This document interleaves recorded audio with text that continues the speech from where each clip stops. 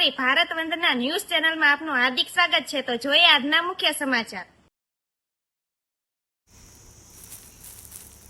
Odd શહેરમાં શાળા પ્રવેશોત્સવ।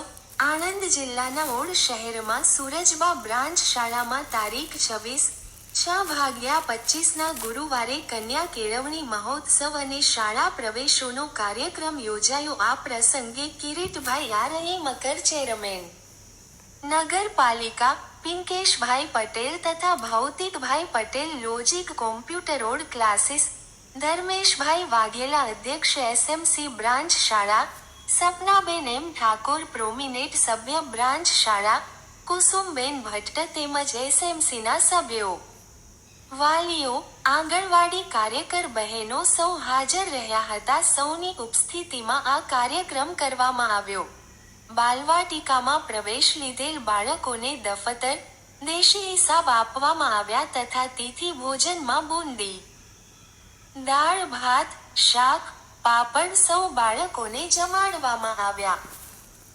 અહીંયા છે ઓડ નગરપાલિકા, આપણે અહીંયા પંચાયત નથી, ગ્રામ પંચાયતની ચૂંટણી થઈને કાલે પરિણામ આવ્યું ને, પણ આપણે તો ઘણા મહિના પહેલા ચૂંટણી થઈ હતી અને એમાં નગરપાલિકામાં ચૂંટણી થઈ અને એમાં કિરીટભાઈ કે જેઓ આપણા શિક્ષણ સમિતિના ચેરમેન છે અને આપણી વચ્ચે હંમેશા કાયમ જ્યારે બોલાવીએ ત્યારે આવે છે, બહુ ઉત્સાહી છે, ઘણું ભણેલા છે। એ જાતે બાળ મિત્ર વર્ગ એમણે વર્ષો સુધી ચલાવેલો છે, તમારા જેવા બાળકોને એમણે ભણાવેલા છે વર્ષો સુધી। તો એવા ખૂબ જ બાહોશ અને બહુ બુદ્ધિશાળી છે, બોલતા નથી પણ કામ તેઓ કરે છે અને એટલા માટે તેઓ ચૂંટાઈને આવ્યા છે। તો આપણા આ જાહેર કાર્યક્રમમાં પહેલી વખત આપણી વચ્ચે આવ્યા છે, તો એમનું આપણે બ્રાન્ચ શાળા વતી સ્વાગત કરીએ છીએ। પુષ્પગુચ્છ આપી મેઘાને વિનંતી કરું કે પુષ્પગુચ્છ આપી અને એમનું સ્વાગત કરશે। આપણે જોરદાર તાળીઓ પાડીશું।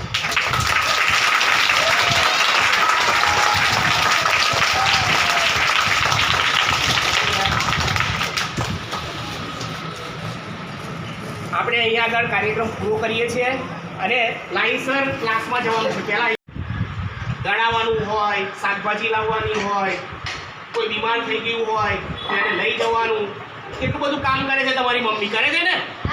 તમારા પપ્પા ફક્ત પૈસા કમાય છે નોકરીએ, પણ તમારી મમ્મી બધું જ આખા ઘરનું સંભાળ લે છે ને?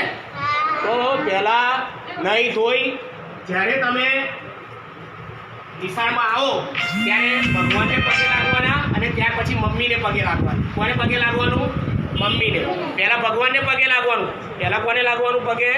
ભગવાનને, અને ત્યાર પછી મમ્મીને પગે લાગી અને આવવાનું। તો મમ્મીના જો આશીર્વાદ તમને મળશે તો તમે આગળ વધશો, તમે મોટા થઈ અને મોટા સાહેબ બનશો, મોટા બહેન બનશો, બરાબર છે?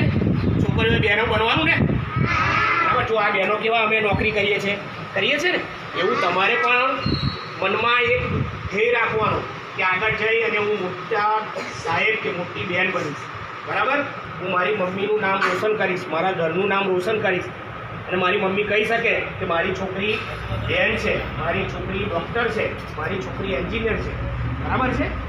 હા, એટલે આપણે દરેકે જો ભણવાનું છે, કામ તો કરવાનું છે। મોટા થશો, અહીંયાથી ભણીને જશો, 11-12 પૂરું કરશો, પછી કોલેજ કરશો, પછી તમારે કામ કરવાનું છે આખી જિંદગી। અમને અત્યારે એવું થાય છે કે આ બહેનોને પણ એવું થતું હશે કે અમે આ નાના હતા એ સારું હતું, અત્યારે કેટલી બધી જવાબદારી હે ને? અત્યારે કેટલી બધી જવાબદારી, અને ખરેખર નાના બાળકો જેવી જિંદગી એ કંઈ નહીં। એટલે અત્યારે તમને સરસ મજાનું સમય છે ભણી લેવા માટે, બરાબર છે? સારામાં સારું ભણો, કોઈ કહે કે ના કહે, મમ્મી પપ્પાને સમય હોય કે ના હોય, આપણે ઘરે ભણવાનું। શું કરવાનું? ભણવાનું, બરાબર છે?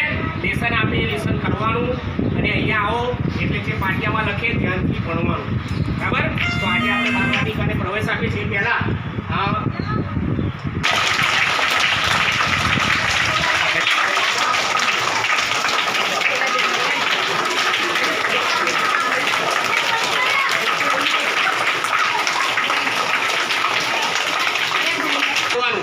તમારી છે, અમે તો અહીંયા નોકરી કરીએ છીએ, તમે તો કાયમ અહીંયા રહેવાના। એટલે તમારે અહીંયા આવવાનું. કોઈ પણ મુશ્કેલી હોય, કંઈ પણ તમારા બાળક વિશે તમારે કંઈ પૂછવું હોય તો તમારા વર્ગ શિક્ષકને પૂછજો. બરાબર છે? હવે હું તો છું જ, સાથે સાથે અમે અહીંયા 6 જણા કામ કરીએ છીએ. સંગીતાબેન છે, જ્યોતિબેન છે, નલિનીબેન છે, નીલાબેન છે, ઈશાબેન છે. આ બધા અહીંયા કામ કરે છે. તો તમારે કંઈ પણ મુશ્કેલી હોય તો તમે નિસંકોચ શરમાવાની કોઈ જરૂર નથી કે સાહેબ શું કહેશે કે બેન શું કહેશે. ગમે ત્યારે તમે આવી અને મળી શકો છો. કોઈ પણ મુશ્કેલી હોય, કદાચ નોટબોર્ડ ના હોય, પેન્સિલ પેન ના હોય તો પણ અમને મળજો, તો પણ અમે એને લઈ આપીશું. બરાબર? તમારા માટે અમે છીએ, બાળકો માટે અમે છીએ. અને તમારે કંઈ પણ મુશ્કેલી હોય તો તમારા શિક્ષકને કહેવાનું. બરાબર? બીજું, હવે આપણે જે બાલવાટિકામાં બાળકો આવ્યા છે એ અમારી મમ્મી અહીંયા આવી અને એમને કંકુ તિલક કરી અને ચોકલેટ આપી અને એમને દફતર આપી અને પ્રવેશ આપશે. બરાબર?